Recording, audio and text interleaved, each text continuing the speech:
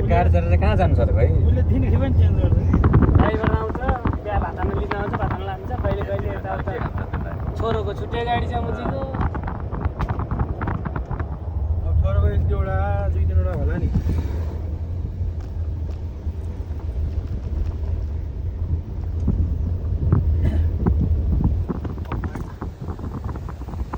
भएर फर्काइ जाउँ घुमेर जाउँ एकछिन होइन के बिग्रिआएर